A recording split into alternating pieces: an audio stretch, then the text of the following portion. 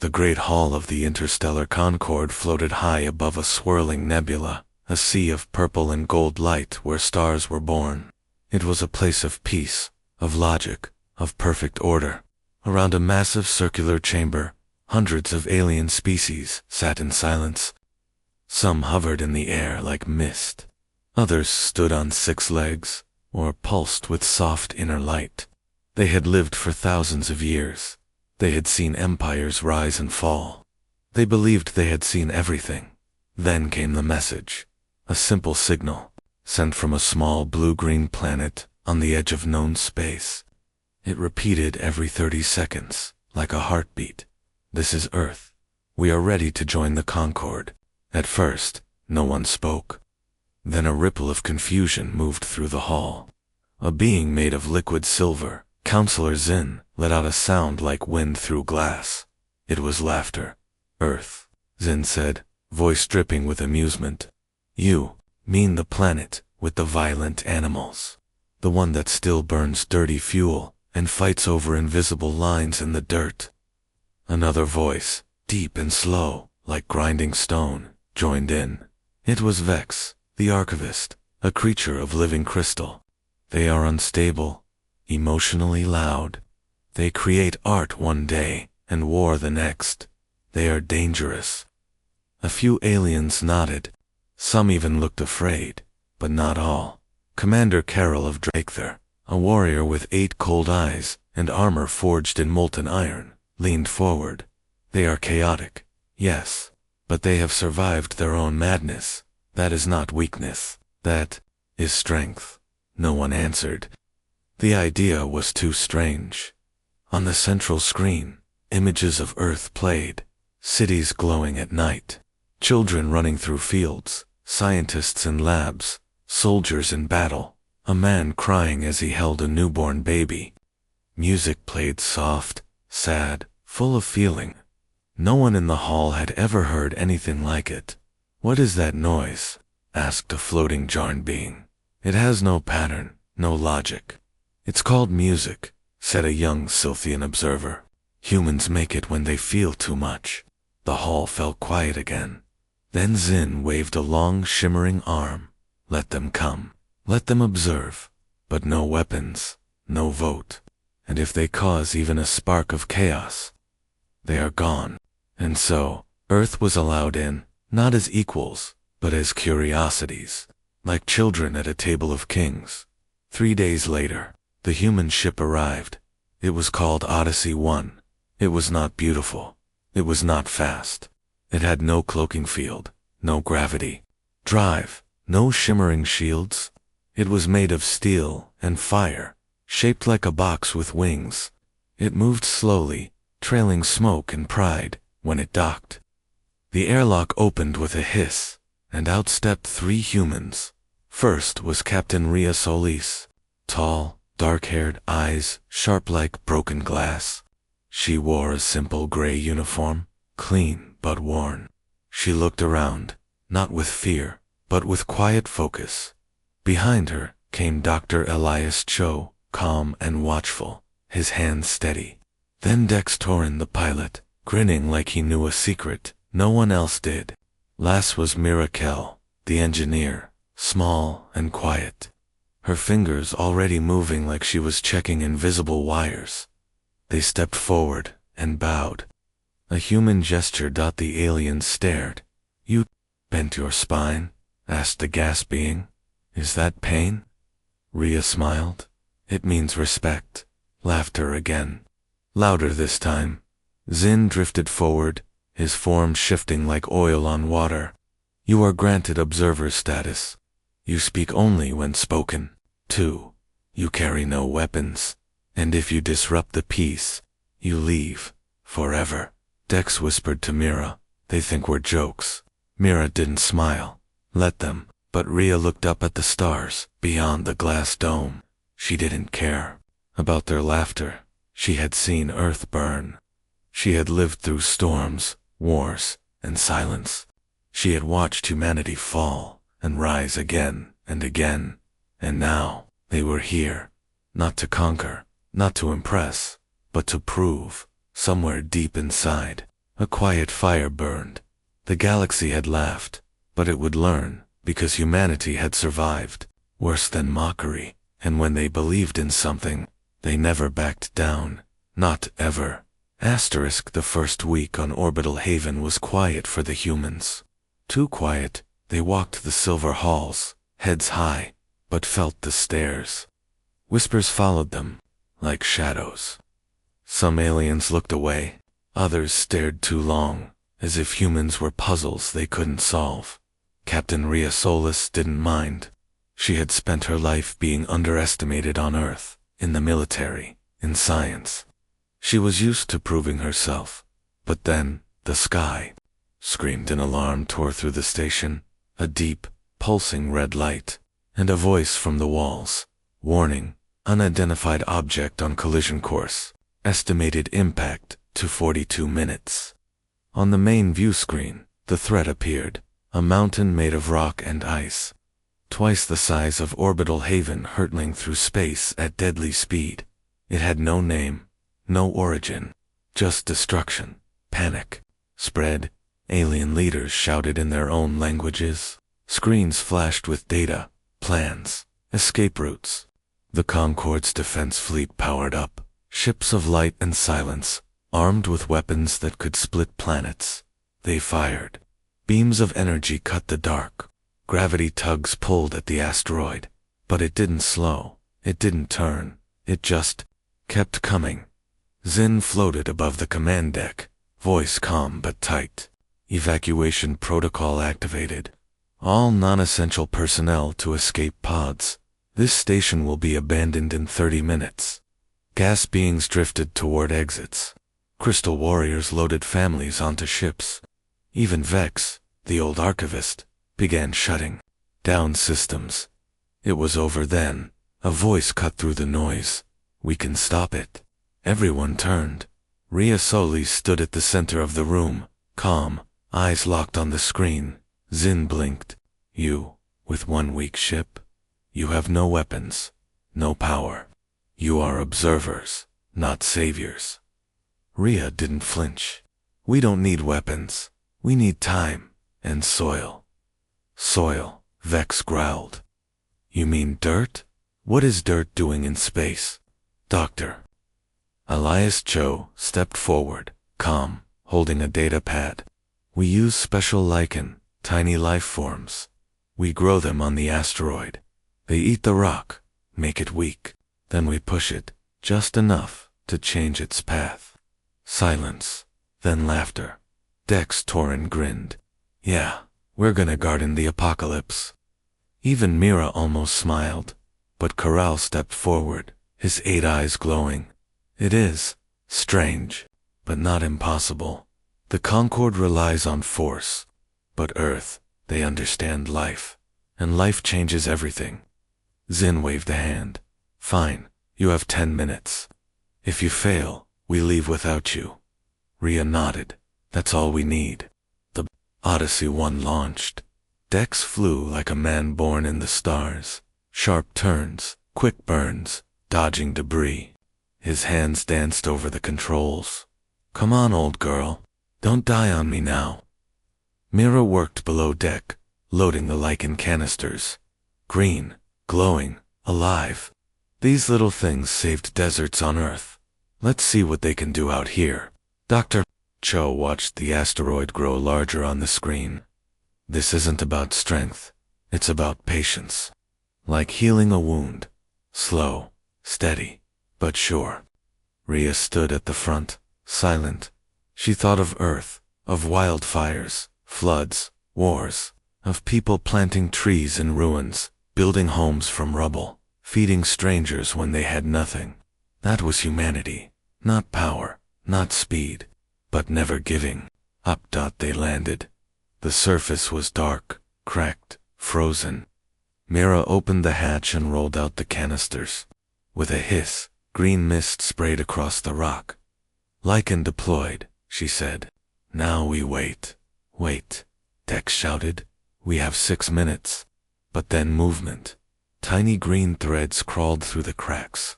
They grew, spread, pushed, like fingers digging into stone. Working, Myra whispered. It's working. Rhea fired the engines, not to destroy, but to nudge, a gentle, steady push. The asteroid trembled. On orbital haven, the sensors screamed. It's changing path. A Zalvern officer shouted. Not much, but it's turning. Zin stared. Impossible. Dirt can't do that. But it was. The asteroid missed the station by less than 15,000 kilometers, close enough to shake the glass, but not to destroy. Silence. Then, a single clap. Carell stood, slow and proud, and clapped once. Then again. Others joined, soft at first, then louder. A wave of sound, not of laughter, but of respect. Rhea stood on her ship, looking at the stars. They had done it, not with weapons, not with speed, but with life. And for the first time, the galaxy saw something strange in the humans. Not fear, not anger, but something deeper, hope. And that was far more dangerous than any weapon. 3 months passed. The humans stayed quiet. They didn't demand power. They didn't ask for more ships or weapons. Captain Rhea Solis walked the silver halls of Orbital Haven, talking to scientists, helping engineers, listening. Dr. Elias Cho studied alien life, sharing Earth's medicine. Myra Kell fixed broken machines without being asked. Dex Torin made people laugh with his wild stories of Earth, skydiving, pizza, thunderstorms. Slowly, the whispers changed. Not they are weak, but they are different. Then came the VRX. No one saw them coming. They arrived not with war songs, but with silence. Their ships were black, shaped like broken teeth, floating at the edge of the system. They sent one message: give us half your energy, or we will open the rift, and nothing will survive. The Concorde trembled. The rift, a wound in space, could swallow stars. No weapon could stop it. No shield could hold.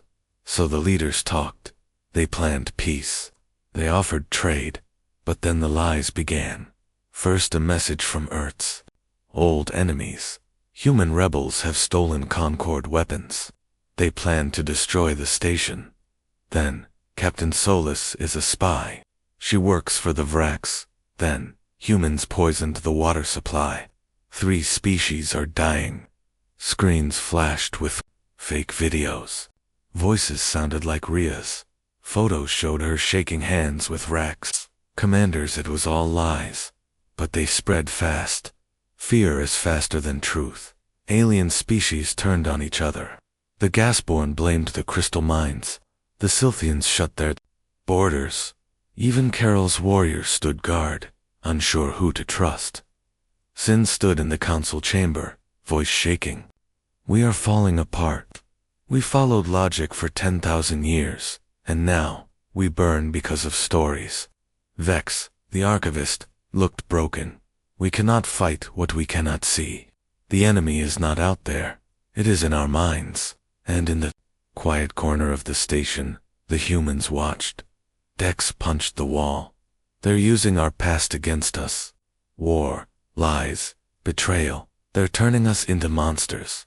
Mira sat, arms tight around herself. We've seen this before. On Earth, when fear wins, people hurt each other. Dr. Cho looked at Rhea. They don't fear the Vrax. They fear us. Because we are unpredictable. Because we feel too much. Rhea stood by the great window, staring at the stars. She remembered Earth, not just the wars, but the moments after. The hands that reached out. The songs sung in ruins. The people who forgave when they had every reason not to. She turned to her crew. We can't fight lies with weapons, she said, but we can fight them with truth. Dex frowned. Truth, who'll believe us? Rhea smiled, soft, but strong.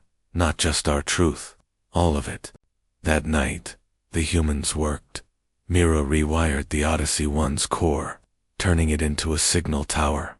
Dr. Cho gathered files, not secrets, not weapons, but memories. Personal logs, home videos, letters, songs. Dex hacked into the network, not to steal, but to share. And Rhea recorded a message, not a speech, a story. She spoke of a girl in Lagos who walked 5 miles to school every day, of a man in who saved his neighbor from a fire, of soldiers laying down guns after a war, of parents singing to their children in the dark. We are not perfect, she said, voice low. We make mistakes, we hurt each other, but we also try. We grow, we learn, and when we see pain, we reach out.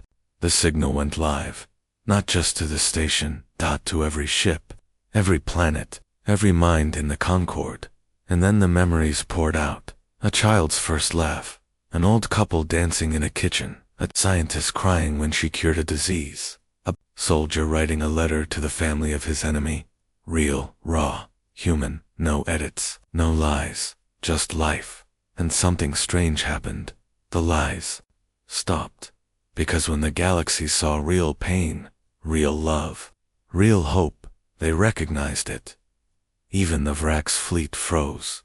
On their command ship, Gorvax, the warlord, watched the broadcast. He saw a human boy, face scarred, planting a tree in broken soil. The boy whispered, "So something beautiful can grow."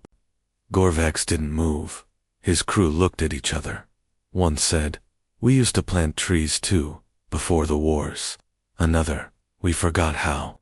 And slowly, one by one, the Vrax ships powered down their weapons. No one gave the order, they just remembered. On Orbital Haven, tears fell, not just from eyes, but from glowing cores, liquid forms, crystal faces. Zin floated in silence. Then, softly, he said, "I thought emotion was weakness. But this is strength."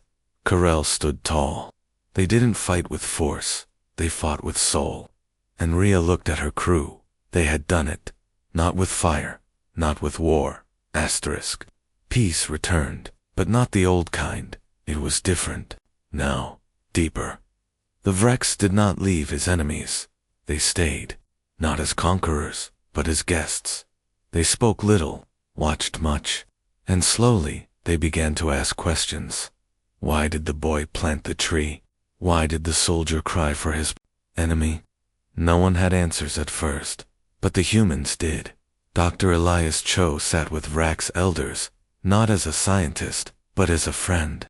He told them about Earth, how cities burned, oceans rose, and people still built schools. Mirakel taught their engineers how to fix broken machines with scrap and patience. Dex Torin made them laugh with stories of dogs chasing their tails, and humans slipping on banana peels. And Rhea, she walked every day. She walked the long silver halls of Orbital Haven, past alien faces that once looked at her with doubt. Now, some nodded, some even smiled, but not all. Zin still watched from the shadows.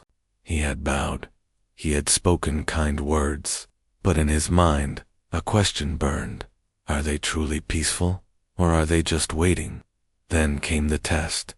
A deep space probe returned from the edge of the galaxy. It carried data, not from stars or planets, but from before, ancient records, forgotten wars, and one truth. Buried in the code was a message, written in a dead language, translated by Vex's crystal mind. Long ago, the first species to rise used fire, not for warmth, but for war. They burned forests. They killed their own. They were loud, emotional, violent. They were called primitive humans. The chamber fell silent. Zin stood, voice sharp. So it's true. You are not peacemakers. You are survivors of chaos. You carry violence in your blood. Rhea didn't look surprised. She stepped forward. Yes, we were violent. We still are, sometimes. But we are also the ones who stopped. She turned to the screen and pulled up a new file. Not war, after war. Footage from Earth. A woman handing food to a soldier who bombed her village. Children playing on a bridge built over a battlefield. A scientist saying, "We made this weapon, now we destroy it." We don't hide our past, Rhea said. We teach it. To our children. To our leaders. Because if we forget, we repeat it. Carol stepped forward, his deep voice calm. Other species evolved beyond war, through logic or isolation. But humans, they fought their own nature, and won. Zin didn't speak, but in the quiet, a new alarm sounded. Not from outside, from within.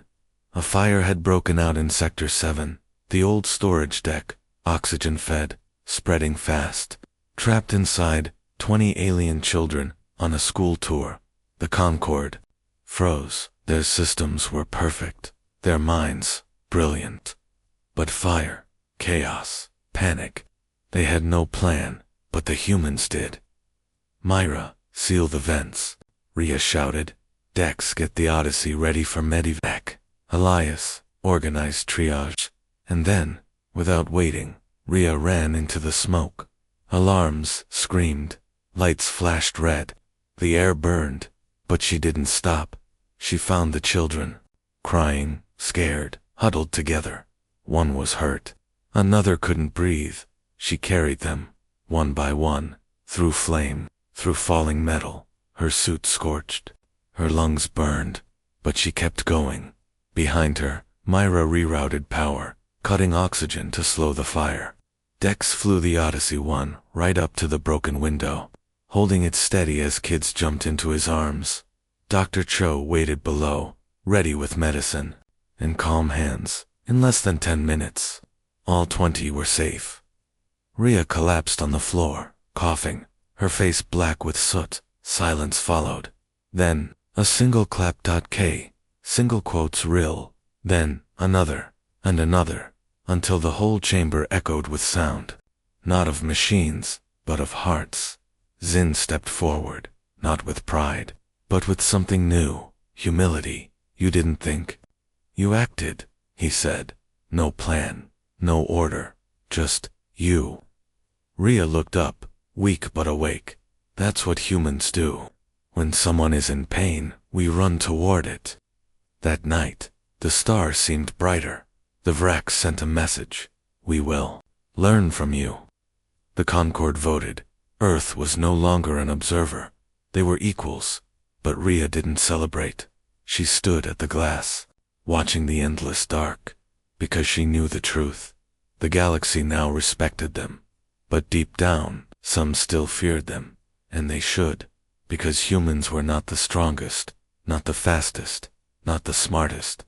But when they loved, when they fought for what was right, they would burn the sky to protect it.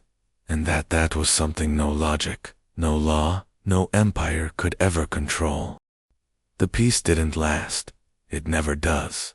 A new signal came, not from a ship, not from a planet, but from nothing. A dead zone between galaxies, where even light dies. The message was simple. We are coming. No voice, no image, just cold, repeating, code, and behind it, a presence, huge, silent, hungry. Then the stars began to vanish, not exploding, not fading. Gone. By one, suns blinked out, like candles snuffed in the dark.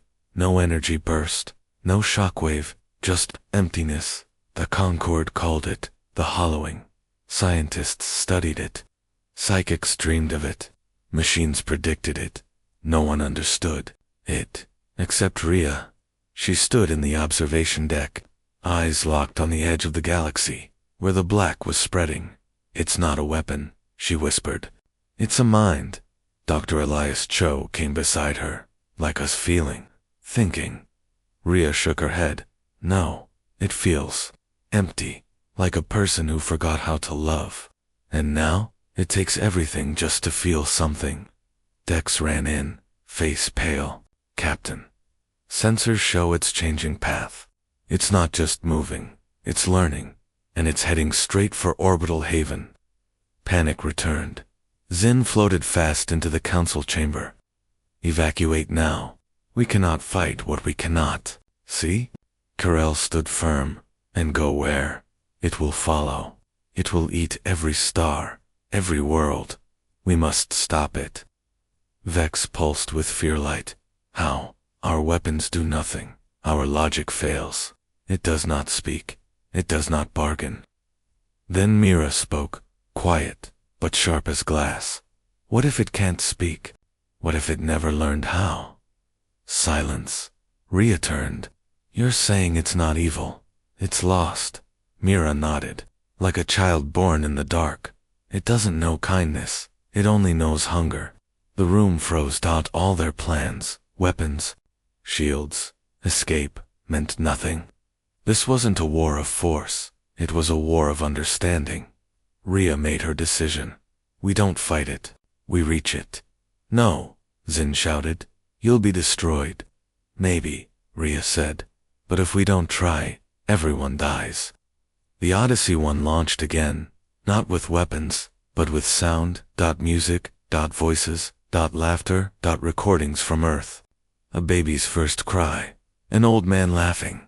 A choir singing in a ruined church. A girl whispering, I believe in you. We're not sending a weapon, Rhea told her crew. We're sending a hand. Dex gripped the controls, jaw tight. This is crazy, Captain. Mira looked out at the void. Crazy is what saved us before. Dr. Cho smiled. Maybe the galaxy needs a little crazy. They flew into the edge of the hollowing. The stars died around them. The ship groaned. Lights flickered, and then silence. No sound. No light. Just dark. Then, the broadcast began. First, a lullaby. Then, a love letter, read aloud. Then, a song. Simple, soft, full of pain and hope. Fix You by Coldplay. And something happened. The darkness shivered, not in anger, in surprise. On the screen, the data spiked. The hollowing slowed. The code changed, not attacking, but answering. A single pulse came back. Not a word. A feeling, sadness, loneliness, and beneath it, hope. It hears us, Dr. Cho whispered. It understands. Rhea stood, heart pounding. Then we give it more. They played everything. A mother singing to her child. A soldier hugging his enemy. A scientist saying, we failed, but we'll try again. A boy saying, I'm scared, but I'm not giving up. The hollowing stopped. The black wave pulled back, and for the first time, a new star formed, not from gas or fire, but from light that looked like tears. Back on Orbital Haven, every screen showed it.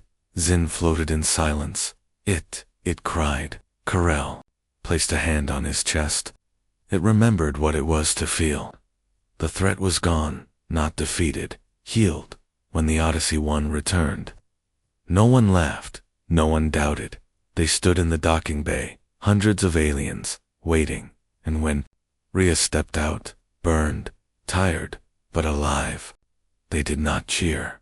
They bowed, long, with hands over hearts, or light dimmed in respect. Even Zin, later, he asked her, voice quiet, how did you know it would listen? Rhea looked at the stars. Because once, she said, we were lost, too. And the only thing that saved us was someone who reached out first. That night, the galaxy slept safer, not because the danger was gone, but because, for the first time, they understood. Humans were not the loudest, not the strongest, but they were the only ones who carried light, not in their weapons, not in their ships, but in their hearts. And that light, it could wake even the dead stars. Asterisk, after the hollowing stopped, silence returned, but not the cold kind. This silence was soft, like breath after a storm, like a child finally falling asleep after crying. But Rhea Solis didn't rest. She walked the long halls of Orbital Haven alone, her boots tapping against the silver floor. Her hands were scarred from the fire, her lungs still hurt from the smoke, but it wasn't the pain in her body that kept her awake. It was the weight in her heart. She stood before the memory wall, a great glass panel where the Concord now stored stories, not just victories, not just data, but moments. A father teaching his child to fly, a Scythian poet singing under twin moons, a Vrax warrior placing a flower on a grave, And now, human memories too. A girl laughing in the rain. An old couple holding hands on a beach. A teacher saying, "You matter." Rhea touched the glass. It was warm. Behind her, Dr. Elias Cho approached, holding a data slate. The hollowing, it's not gone. It's changing, spreading slower. But now, it leaves something behind. Rhea turned. What? Stars, Elias said. New ones, small, faint, but they sing. He nodded, with human voices. Fragments of the music we sent. It's like the darkness is remembering what we showed it. Rhea closed her eyes. So it's not just alive. It's learning. Elias looked at her. And we taught it how to feel. They didn't speak for a long time. Then, a message came. From Earth, not from the government, not from scientists. From a school, a class of children, ages 8 to 12, had recorded a video. Simple, shot on an old camera. On screen, a small girl stood up. Her name was Lena. She wore a faded blue dress and held a drawing. A spaceship with a heart on the side. She said, "Dear Captain Solis, we saw what you did. You helped the sad dark thing. We're proud of you. We made this song to say thank you." Then, 20 voices began to sing. No perfect notes, no studio sound, just kids, off-key, full of joy. You reached out when no one else could. You gave love when all was lost. You showed us even dark can grow. Because of you, we're not afraid of the stars. Rhea watched, and for the first time in weeks, she cried. Not from pain, from pride, because this was why they fought. Not for glory, not for power, but for this, for a child's song in the dark. Later, Dex found her on the observation deck, still holding the tablet. "Hey," he said, voice uncharacteristically soft. "You okay?" She wiped her eyes. I keep thinking, what if we fail one day? What if the next darkness is too big, too cold?" Dex leaned on the rail. "Then we try again. That's what we do. We mess up. We hurt. We cry. And then, we get back up." Mira joined them, arms crossed. "On Earth, we used to say, hope is not because things are easy. It's because we keep going anyway." Rhea looked at her crew, the quiet scientist, the loud pilot, the steady engineer, her family, and she realized the galaxy still didn't understand humans. They saw the fire, the courage, the miracles, but they didn't see the cost. They didn't see the nights Rhea lay awake, remembering faces she couldn't save. They didn't see Mira fixing machines for hours because she couldn't face the silence at home. They didn't see Elias reading old letters from his mother, gone years ago. They didn't see Dex laughing too loud, because laughter was easier than tears. Humans were not strong because they were fearless. They were strong because they felt everything and still chose to act. Back on the station, the children's song played again, this time across the Concorde's network. Aliens paused. Machines slowed. Even the Vrax warriors stood still. And one by one, they began to sing along, not in human words, but in their own sounds, their own tones, their own hearts. It wasn't perfect, it wasn't loud, but it was true, and in that moment, something shifted. Not in space, not in war, but in the soul of the galaxy. Because for the first time, they weren't just tolerating humanity, they were learning from it. Zin watched from the shadows, his liquid form still. "They carry pain like a wound," he whispered to Carol. "And still, they give light." Carol nodded. "That is not weakness. That is the greatest strength of all." Rhea looked up at the stars, so many, so far, and she whispered, not to anyone, but to the universe. A new storm was coming, not of darkness, not of war, but of fear. The hollowing had stopped. The stars were healing. The Concorde was stronger than ever, united, peaceful, full of hope. But not all believed in that hope. In the quiet corners of Orbital Haven, whispers grew. Not among the young, not among those who had seen the children's song or felt the hollowing cry, but among the old, the ones who remembered wars fought with logic, the ones who believed emotion was weakness, the ones who feared what they could not control. And at the center of it all was Zin. He stood before the council, not as a joker now, but as a warning. "Hear me," he said, his liquid form shimmering with tension. "We bow to humans. We sing their songs. We trust their hearts. But what if that heart beats too loud? What if one day their passion becomes rage, their hope becomes obsession?" Silence fell. Vex, the ancient archivist, pulsed with agreement. "They are unpredictable. They act before they think. They feel too much. And history shows when such species rise, they burn." Carol stepped forward, his 8 eyes sharp. "And when they fall, they rise again. That is not danger. That is courage."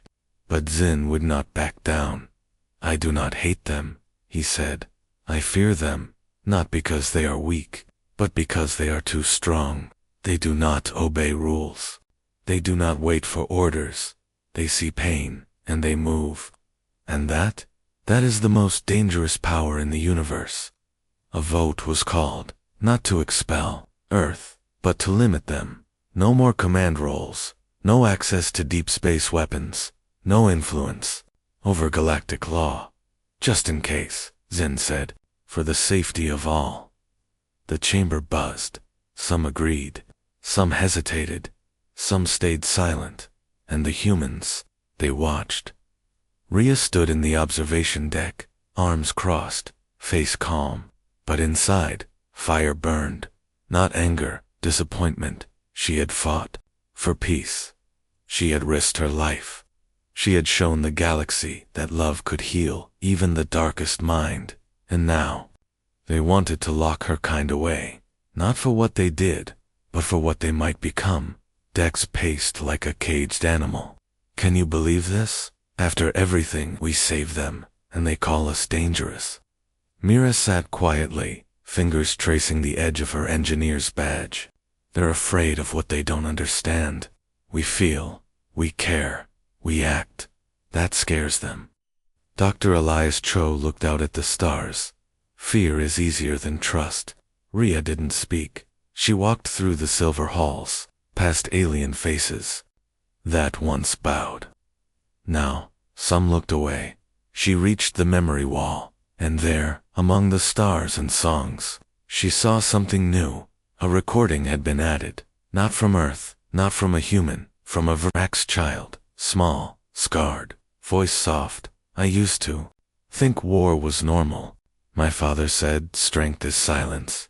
But then I heard the human song, the one about not being afraid, and I cried, because I wanted to be brave like them, not strong, brave enough to care." Rhea placed her hand on the glass, and she knew. This wasn't just about power. It was about who gets to be human. That night, the council gathered for the final vote. The lights dimmed. The air was heavy. Zin spoke last. "Let this be the lesson. Even light can burn. Even love can destroy. We must protect the galaxy from all threats." He looked at Rhea.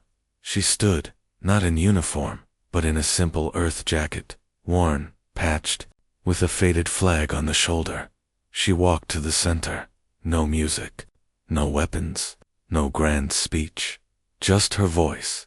"I won't tell you we are perfect," she said. "We are not. We have killed. We have lied. We have broken our own world." She paused. "But we also climbed out of the ruins. We held each other. We said never again, and meant it. We don't fight because we love war. We fight because we love life too much to let it die." She looked around. "You fear us because we don't wait. Because when a child is trapped in fire, we run in, even if we burn. When a star dies, we sing, even if no one hears." Her voice dropped. "You fear us, because we care more than you dare to." Silence. Then Carol stood. "I have lived 10,000 years, he said. "I have seen empires fall to cold logic, to endless peace, to nothingness. But I have never seen a species that bleeds, cries, breaks, and still stands. He turned to the council. If that is danger, then let us all be dangerous. One by one, the lights of agreement blinked on, not all, but enough.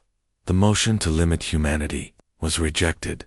Zin did not speak. He looked at Rhea, not with hate, but with something deeper, respect and fear. Because now he knew the truth. The galaxy had survived war, darkness, and lies, but it had never faced a force like this. 10 years passed. The stars still shone. The Concord still stood, but it was not the same. It had changed quietly, deeply, like a river shaping stone. The old ways of cold logic and silent rules had softened. Now, music played in the halls. Stories were taught in schools. Even the Vraks began to laugh, a deep, rumbling sound, rare, but real, and at the heart of it all, Earth. Not as rulers, not as gods, but as reminders of what it meant to feel, to fail, to rise. Captain Rhea Solis no longer wore her uniform every day. She walked the station in simple clothes, her hair streaked with gray, her eyes still sharp, still kind. Children, human and alien, followed her, not because she was powerful, but because she listened. One day, a young Scythian girl asked her, "Why do so many species still whisper about humans? Why do they say, 'Beware the quiet ones'?" Rhea smiled. She sat on a bench beneath the great dome, where the Milky Way spilled across the glass like a river of light. Because, she said, voice soft but strong, we are the only species in the galaxy who have stood at the edge of our own destruction and walked back. The girl tilted her head. What does that mean? Rhea looked up. It means we've burned our world. We've killed our own. We've chosen hate over hope, again and again. But we also built schools from ruins. We cured diseases. We reached out to strangers in the dark. She touched her chest. And we remember. Not just the pain, but the moments after, when someone held a hand, or sang a song, or said, "Let's try again." The girl was quiet. Then, are all humans like that? Rhea laughed. Warm, real. No, not all. Some are selfish. Some are cruel. Some give up. She paused. But enough of us don't. Enough of us care. And that's all it takes. That night, a ceremony was held, not for war, not for victory, but for memory. In the center of Orbital Haven, a new monument rose, not of metal or stone, but of light, a sphere, floating, made of thousands of recorded moments, a man forgiving his enemy, a doctor working through the night, a child sharing food with a stranger, Rhea running into fire to save lives. It was called The Flame of Feeling. Zin stood beside Karel watching. I still fear them, Zin admitted, not because they are evil, but because they are unstoppable. When they believe in something, nothing, not logic, not death, not time, can stop them. Karel nodded. Then let us not fear, let us learn. And so, the galaxy did. Schools taught human history, not just the wars, but the after. Medics used human methods, not just fixing bodies, but healing hearts. Even the oldest species began to sing. Rhea stood at the edge of the platform, looking at the stars. Dex came up, older now, hair gone, but still grinning. Never thought we'd go down in history for caring, huh? Mira joined them, hands in her pockets. We didn't win with weapons. We won with being human. Dr. Elias Cho looked up, and maybe that's the most powerful thing in the universe. Years later, when Rhea was gone, her words remained carved into the base of the light. We are weak. We break. We fail. We cry. We doubt. We fear. But we also love. We rise. We try again. And that is why the universe should never underestimate a species that refuses to stop believing in tomorrow.